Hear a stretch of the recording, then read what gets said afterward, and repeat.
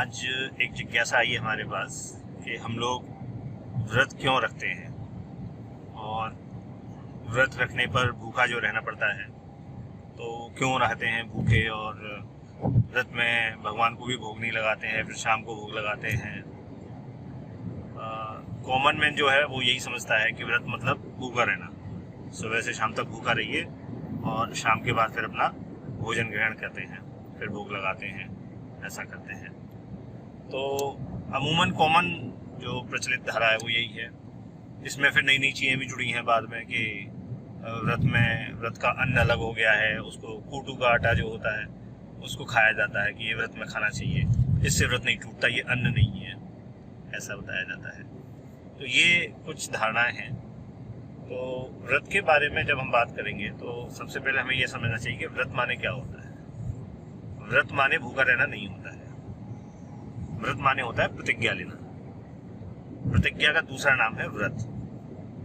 इसीलिए भीष्म का जो दूसरा नाम था वो था देवव्रत, देवताओं जैसी प्रतिज्ञा लेने वाला। भीष्म ने प्रतिज्ञा ली थी कि मैं कभी आजीवन विवाह नहीं करूंगा पिताजी के कहने पर, और भीष्म ने ये भी प्रतिज्ञा ली थी कि मैं कभी भी सिंहासन के विरुद्ध कोई कार्य नहीं करूंगा, इसकी सेवा करूंगा सिंहासन की। तो ऐसी भीषण प्रतिज्ञाएं भीष्म ने ली थी, इसीलिए उनका नाम भीष्म पड़ा था, और देवव्रत उनका पहले का नाम था। तो व्रत माने होता है प्रतिज्ञा लेना। इसका मतलब ये नहीं है कि आप भूखा ही रहें, आप कैसी भी प्रतिज्ञा ले सकते हैं। आप प्रतिज्ञा ले सकते हैं कि मैं आज नमक नहीं खाऊंगा, आप प्रतिज्ञा ले सकते हैं कि आज मैं किसी से झूठ नहीं बोलूंगा, और कोई ज़रूरी नहीं है कि आप एक दिन की प्रतिज्ञा लें, आप मल्टीपल डेज के लिए भी प्रतिज्ञा ले सकते हैं, महीने के लिए भी ले सकते हैं, साल के लिए भी ले सकते हैं, कैसी भी प्रतिज्ञा ले सकते हैं आप। ये डिपेंड करता है कि आपकी विल पावर कितनी स्ट्रांग है। पहली चीज़, अगर आपकी विल पावर स्ट्रांग है तो ही आप प्रतिज्ञा ले सकते हैं और उसको निभा सकते हैं, अन्यथा आप प्रतिज्ञा नहीं ले सकते हैं, ना उसे निभा सकते हैं। तो जो विल पावर है उसको बढ़ाना है तो प्रतिज्ञा लेनी चाहिए, व्रत करनी चाहिए, पहली चीज। अब वो कैसा हो सकता है व्रत? व्रत ये भी हो सकता है कि मैं झूठ नहीं बोलूंगा। आज मुझे पनीर बहुत पसंद है तो एक महीने तक मैं पनीर नहीं खाऊंगा। पुराने जमाने में जो गुरु होते थे वो गुरु पहले ही बोल देते थे कि बेटा सबसे पसंद क्या है, बोले ये पसंद है, बोले ठीक है तो एक महीने तक ये नहीं खाएगा या 6 महीने तक ये नहीं खाएगा जो तुझे पसंद है। क्योंकि आपको जो पसंद है उसका त्याग करना आना चाहिए। ये भी एक व्रत का एक मूलभूत नियम है कि जो आप प्रतिज्ञा लें वो ऐसी प्रतिज्ञा नहीं हो कि मतलब बड़ी आराम से पूरी हो जाए, ऐसा ना हो। मैं आज सुबह से लेकर शाम तक खाना नहीं खाऊंगा, ये कोई प्रतिज्ञा नहीं है, ये तो उपवास है बेसिकली। प्रतिज्ञा तो वो है जो भीषण हो। भीषण चलो ना हो, कम से कम ऐसी तो हो कि थोड़ा जिसमें ध्यान देना पड़े चीजों पे। आप बोलें कि मैं आज झूठ नहीं बोलूंगा तो आपको अपने बोलने पे बहुत सोचना विचारना पड़ेगा। अगर आप बोलें कि मैं आज मौन व्रत रखूंगा या 3 दिन तक बोलूंगा नहीं, तो फिर आपको ध्यान रखना पड़ेगा कहाँ का नहीं बोलना, चाहे कुछ भी हो जाए। ये थोड़ा कठिन होता है। तो आपको ऐसा व्रत रखना होता है जिसमें आपका ध्यान रहे कि मैं क्या कर रहा हूँ, कैसे कर रहा हूँ, मेरा व्रत तो टूट जाए। तो ये व्रत कितने भी ड्यूरेशन का हो सकता है। तो व्रत इसलिए भी रखते हैं ताकि आपको अपनी विल पावर पता चल सके। दूसरी चीज, आप में त्याग की भाव प्रबल हो। मैं आज गद्दे पे नहीं सोऊंगा, या मैं 3 महीने तक गद्दे पे नहीं सोऊंगा, या मैं साल भर तक गद्दे पे नहीं सोऊंगा, मैं जूता नहीं पहनूंगा, कैसी भी प्रतिज्ञा कर सकते हैं आप। तो इसको करने से होगा क्या? इस व्रत को करने से या ऐसे व्रत को करने से लाभ क्या है? इसको करने से लाभ ये होता है कि जब आप किसी भी प्रकार की प्रतिज्ञा करते हैं तो आपको अपने मन के विपरीत काम करना पड़ता है। आपका मन नहीं चाहता कि आप नंगे पैर रहें, आपका मन नहीं चाहता कि आप जमीन पर सोएं, या आपका मन चाहता है कि आप पनीर खाएं। आपका मन बहुत कुछ चाहता है, लेकिन आप मन के विपरीत काम करते हैं। जब आप मन के विपरीत काम करते हैं तो इसी को हमारे यहाँ तप कहा गया है। जो तपस्या होती है, तपस्या क्या है? मन को तपाना तपस्या है। मन को तपाएंगे अगर आप, तो आपका मन कमजोर होगा, आपके कंट्रोल में आएगा। कई लोग अपनी भावनाओं को, अपने मन को कंट्रोल नहीं कर पाते, लेकिन इस तरीके से आप अपने मन को कंट्रोल कर सकते हैं। जैसे घोड़ा होता है ना, घोड़े को कंट्रोल करना है तो लगाम खींचनी पड़ती है। इस मन को कंट्रोल करना है तो आपको व्रत लेने चाहिए। जितना भीषण व्रत उतना ज्यादा मन पे कंट्रोल। लोग आजीवन नहीं बोलते थे, मौन व्रत धारण कर लेते थे। आजीवन सत्य वचन का व्रत धारण कर लेते थे। आप तो 2 दिन नहीं बोल पाएंगे। तो ये जो है, इससे आप अपने मन को कंट्रोल करते हैं बेसिकली। जब आप इस तरीके का तप करते हैं तब आपके अंदर शक्तियां आती हैं। जो आदमी मौन व्रत रखता है, कम बोलता है, आप देखेंगे कि जब वो बोलेगा तो जो बोल देगा वही सही से हो जाएगा, वही सच हो जाएगा। ये शक्ति आती है इस तरीके की। क्योंकि मन कंट्रोल्ड है। मन कंट्रोल होने से चित्त साफ होता है। चित्त साफ होने से योग की शक्तियां आनी शुरू हो जाती है। तो ये सब के लिए जरूरी क्या है? व्रत करना जरूरी है। व्रत का ही एक समानांतर रूप है। व्रत तो वो है कि हम जानबूझ करके अपने आप को कष्ट दे रहे हैं। मेरा पनीर खाने का मन है, मैं नहीं खा रहा। मेरा गद्दे पे सोने का मन है, मैं नहीं सो रहा। ये मैं जानबूझ करके कर रहा हूँ, अपने मन से कर रहा हूँ, अपनी इच्छा से कर रहा हूँ, मेरे मन को कंट्रोल करने के लिए कर रहा हूँ। बात समझ में आ रही है?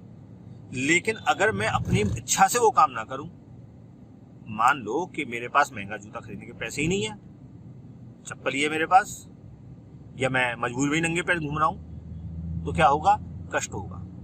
कष्ट तब भी होगा, हम सोचेंगे कि मेरे पास चप्पल ही है, जूता नहीं है, या मेरे को नंगे पैर घूमना पड़ रहा है, महीनों हो गए, कष्ट हो रहा है, या जमीन पे सोना पड़ रहा है, या बिना एसी के रहना पड़ रहा है, और मन में ये मलाल है कि भाई मेरे को ऐसे करना पड़ रहा है। ये क्या है? यहां भी आपको कष्ट हो रहा है, लेकिन स्वेच्छा से नहीं हो रहा है, अपनी इच्छा से नहीं हो रहा है, मजबूरियां हैं इसलिए हो रहा है। आप रहना नहीं चाहते उस परिस्थिति में, पर रह रहे हैं। ये भी व्रत का ही टाइप है, लेकिन ये इससे पैदा होता है स्ट्रेस। ये उल्टा है, यहां मन हावी है। जब मन हावी होगा और परिस्थितियां वैसी नहीं होंगी तो वो क्या करेगा? वो स्ट्रेस पैदा करेगा। आजकल हिंदुस्तान में क्या, दुनिया भर की बात कर लो, ज्यादातर लोग स्ट्रेस के पेशेंट हैं। रीजन क्या है? रीजन यही है कि मन की इच्छाएं पूरी नहीं हो रही, जैसा हम चाहते हैं वैसा नहीं हो पा रहा। लेकिन पुराने जमाने में व्रत का सिस्टम इसलिए किया था कि आप स्वेच्छा से कीजिए अपने आप को कंट्रोल। जब आप स्वेच्छा से अपने आप को कंट्रोल करेंगे तो आपका मन आपके कंट्रोल में रहेगा। कल को विपरीत परिस्थितियां पैदा हुई तो भी आपको ये नहीं रहेगा कि अबे यार ऐसा हो गया जिंदगी में, मैं क्या करूं। अरे हो गया तो हो गया, इससे भी हमने तो खुद अपने आप को कंट्रोल किया है। जब आप मन के कंट्रोल में नहीं होंगे तो मन आपको कंट्रोल नहीं कर पाएगा। आप मन को कंट्रोल करना सीख लेंगे तो मन आपको कंट्रोल नहीं कर पाएगा। फिर आपको स्ट्रेस नहीं होगा। जिस भी परिस्थिति में होंगे मौज में होंगे, सड़क पे सो रहे होंगे लेकिन मजे में होंगे। समझ रहे हैं? इसलिए व्रत किए जाते हैं। मन को तपाने के लिए व्रत किया जाता है। व्रत अलग चीज है, उपवास अलग चीज है। लोग उपवास और व्रत को एक ही मान लेते हैं। उपवास आप विभिन्न जो है एकादशी का उपवास होता है, उसमें भोजन नहीं किया जाता है। ऐसे ही अष्टमी का होता है, कई तरीके के होते हैं। तो उपवास जो होता है उसमें भोजन नहीं किया जाता है। उनके टाइप्स हैं, कैसे कैसे उसका पालन करना है, कैसे कैसे उसमें विधि विधान है, वो सारे पूरे करने होते हैं। तो उपवास अलग चीज है, व्रत अलग चीज है। दोनों को मिक्स मत कीजिए। दूसरी बात जो मैं कह रहा था कि कूटू का आटा आजकल चल गया है कि कूटू का आटा अन्न नहीं होता है, तो कूटू के आटे को खा सकते हैं उपवास में। ऐसा नहीं है। कूटू का आटा कहीं आपको किसी भी, मैंने जहां तक मेरी जानकारी है, आपको किसी शास्त्र में नहीं मिलेगा। क्यों नहीं मिलेगा? क्योंकि कूटू का आटा हिंदुस्तान का नहीं है, इंडिया में पैदा नहीं होता था। जब चीन आक्रमणकारी आए, शक और हूण आए हमारे हिंदुस्तान पर कब्जा करने के लिए, तब पहले पहल उन्होंने कूटू की खेती करनी शुरू की, क्योंकि वो कूटू का आटा खाते थे। वो गेहूं का नहीं, गेहूं तो होता ही नहीं था। गेहूं तो 60 के बाद आना शुरू हुआ है। हमारे यहाँ तो ज्वार और वो सब होते थे, तो वो कूटू का आटा खाते थे। तो उन्होंने जब यहाँ आक्रमण करके राज करना शुरू किया तो उन्होंने यहाँ कूटू की खेती करनी शुरू की। तब से कूटू जो है हिंदुस्तान में चला, लेकिन शास्त्रों में आपको नहीं मिलेगा कूटू। तो ये जो एक मान्यता है कि कूटू का आटा खा सकते हैं या कूटू का अन्न खा सकते हैं, चीजें खा सकते हैं, ऐसा नहीं है। कूटू भी नहीं खाना चाहिए। और उपवास में भी लोग क्या करते हैं, कभी ये खा लिया कभी वो खा लिया, बीच बीच में खूब खाते रहते हैं। फिर काय बात का उपवास है? फ्रूट खाने से व्रत नहीं टूटेगा, दूध पीने से व्रत नहीं टूटेगा, ये करने से नहीं होगा, वो करने। अरे भैया, जब तुम कंट्रोल ही नहीं कर पा रहे हो तो क्यों रख रहे हो? करो तो ऐसा करो कि मेरे को जल भी नहीं लेना, ऐसा दृढ़ निश्चय हो, और नहीं तो कोई फायदा नहीं। ये मेरा पर्सनल ओपिनियन है। लोग कर पाते हैं नहीं कर पाते वो एक अलग बात है, लेकिन ऐसा करके देखिए, बजाय इसके कि भाई मैं बीच में फ्रूट भी खा लूंगा, मैं बीच में ये भी खा लूंगा, वो भी खा लूंगा, मजा नहीं है उसमें। तो व्रत करना है, व्रत किसी भी चीज का कर सकते हैं और करते रहना चाहिए, चाहे वो मौन व्रत हो, चाहे वो किसी और तरीके का सत्य व्रत हो, चाहे वो किसी भी चीज का व्रत हो, व्रत करते रहना चाहिए। और उपवास जो है वो अलग चीज है, उपवास का अलग विधान है, वो जैसा शास्त्रों में लिखा हुआ है वैसा फॉलो करना चाहिए।